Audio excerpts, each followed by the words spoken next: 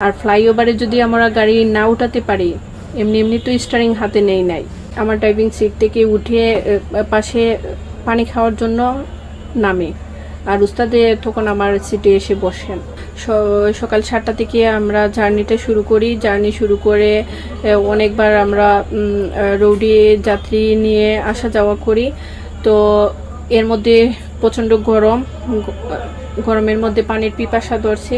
এখনও আমাদের বিআরটিসি 10টা বাসের মধ্যে আমাদের কিন্তু টিচার আছেন, মানে ওস্তাদ আছেন যারা আমাদেরকে গাইড দিতেছেন। তখন আমি আমার ড্রাইভিং সিট থেকে উঠে পাশে পানি খাওয়ার জন্য নামে, আর উস্তাদে তখন আমার সিটে এসে বসেন।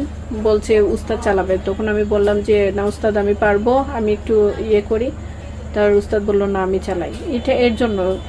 আর ফ্লাইওভারের বিষয়টা, আমি যে ফ্লাইওভার পারি না সেটা কিন্তু নয়। আপনাদেরকে বলি, সাংবাদিক ভাইদের বলি, ফ্লাইওভারে আমি পারি কি না সেটা আপনি আসেন আগামীকালকে এসে দেখেন আমি ফ্লাইওভারে গাড়ি উঠাতে পারি কি না। আর ফ্লাইওভারে যদি আমরা গাড়ি না উঠাতে পারি, এমনি এমনি তো স্টিয়ারিং হাতে নেই নাই। আপনাদের কাছে আমার আবেদন রইল, আসেন আগামীকালকে আপনারা। আচ্ছা, আরো কিছু